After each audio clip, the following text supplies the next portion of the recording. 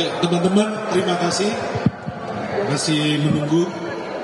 Kami dari pemohon 02 mewakili Capres Ganjar Mahfud akan memberikan statement melalui deputi kami yaitu atau ketua tim kami yaitu Pak Todo Mulia Lubis. Terima kasih.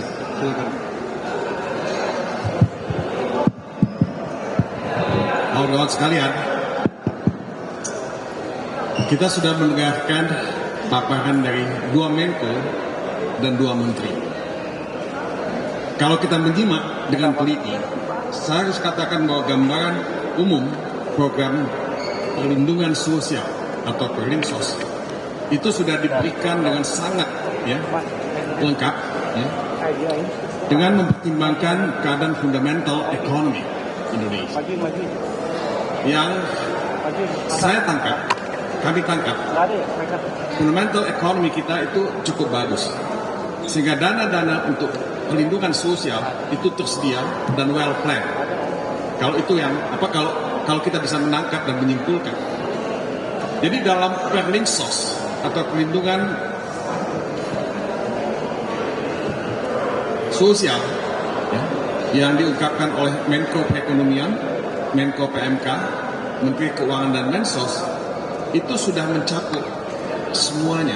Antara lain bagaimana pengentasan kemiskinan itu dilakukan, bagaimana kita menangani El Nino, bagaimana kita menangani stunting dan yang lain-lain. Saya tidak menyebutkan satu demi satu, tapi saya hanya mengatakan bahwa hal-hal yang menyangkut perlindungan sosial itu sudah di-cover cukup lengkap dalam program pemerintah yang dicantumkan dalam APBN. Tapi yang menjadi persoalan kita selama ini dalam persidangan MK ini adalah bagaimana implementasi bansos itu dilakukan. Nah, kalau kita bicara implementasi, saya ingin mencatatkan hak kami untuk menyampaikan komentar kami setelah nanti keempat menteri itu menyampaikan jawabannya atas pertanyaan-pertanyaan yang sudah disampaikan oleh Majelis Hakim yang mulia. Karena di sini ada persoalan timing. Penyaluran bansos itu waktunya kapan? Tadi ada pertanyaan kenapa pada bulan menjelang Pilpres itu begitu masif penyaluran bansos. Nah, kita menunggu jawaban dari keempat menteri. Kemudian target grupnya siapa? Tadi juga disebutkan kenapa sih banyak sekali kunjungan presiden ke Jawa Tengah. Jadi ini juga pertanyaan. Jadi sasarannya siapa? 24 kali berkunjung ke Jawa Tengah menjelang pencoblosan tanggal 14 Februari. 10 kali Jawa Tengah dan sisanya di tempat-tempat lain. Nah, kemudian ada pertanyaan mengenai politisasi tentunya. Karena ini banyak cerita tadi disebutkan juga oleh salah satu anggota hakim Majelis Konstitusi, Mahkamah Konstitusi, bahwa Presiden Jokowi terlibat langsung dalam penyaluran bansos. Nah, ini luar biasa. Saya nggak pernah melihat presiden di negara lain langsung menyalurkan bansos seperti itu. Bansos ini ada di banyak tempat, tapi presiden langsung menyalurkan bansos, this is unprecedented dan only in Indonesia. Nah, kemudian ada soal lembaga yang terlibat dalam penyaluran bansos. Nah, ini juga pertanyaan-pertanyaan yang saya kira perlu dijawab dan kami mencadangkan hak kami untuk Jadi banyak juga soal lain. Kita punya saksi yang kita hadirkan di MK. Dia tidak terdaftar sebagai penerima bansos, tapi dia menerima bansos. Dan ini bukan satu orang. Jadi saudara-saudara, program Perlinsos ini, saya kira kita semua setuju, tapi ini masih dalam konteks short term, jangka pendek. Jangka pendek untuk mengobati sakit, Jadi ini tidak long term. Kita itu mesti bicara bukan hanya mengenai symptoms, tapi mengenai penyakit. Curing, itu beda dengan menyelesaikan persoalan yang simptomatik. Nah, ini saya juga punya catatan, tapi nanti saya akan sampaikan ketika menteri-menteri ini sudah memberikan jawaban. Jadi saudara-saudara, masih banyak yang tidak jelas. Kita masih menunggu jawaban itu. Jadi unanswered question, pertanyaan yang belum dijawab, itu kalian juga pasti punya. tuduhan-tuduhan, kecurigaan-kecurigaan berada. Kalau saya pribadi dan teman-teman mungkin setuju dengan saya bahwa kita perlu melakukan audit terhadap pelaksanaan bansos. Audit itu menandakan akuntabilitas.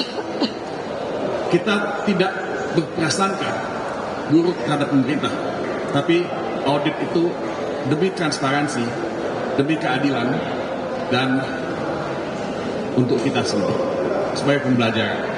Jadi saudara-saudara, ini bukan berarti kita menolak bansos, kita setuju bansos, tapi banyak hal-hal yang strategis yang perlu kita ungkapkan, kita diskusikan, tapi nanti sore kita akan kami beri jawaban yang lebih jelas.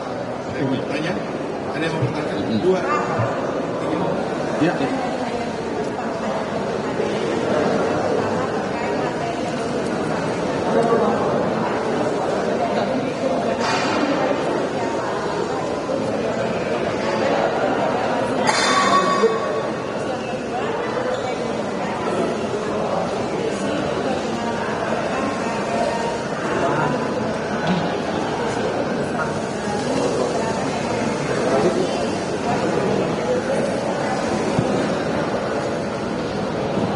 Saya agak enggan untuk menjawab hal semacam ini, ya, karena masih belum mendapat jawaban dari Perdana Menteri. Tapi ini normatif sekali jawabannya. Jadi kita belum mendapat gambaran yang jelas, ya, selain jawaban-jawaban, selain penjelasan yang normatif dari Perdana Menteri ini. Jadi ya kita tunggu saja sampai 4 menteri yang hadir di sini memberikan jawaban. Ya. Cukup ya. Satu lagi.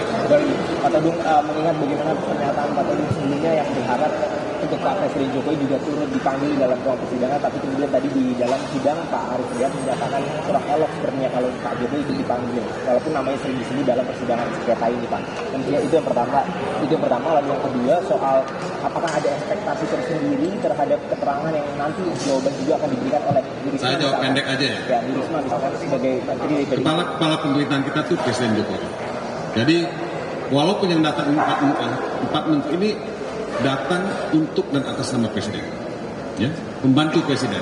Jadi ujung-ujungnya tetap istri Presiden, ya. Jadi menurut saya kalau dikatakan oleh Pak Arief Hidayat itu tidak elok, ya, saya kasih Pak Arief Hidayat sangat bijaksana, ya, dan saya pribadi tidak proporsional, ya. Jadi kita serahkan aja pada majelis hakim.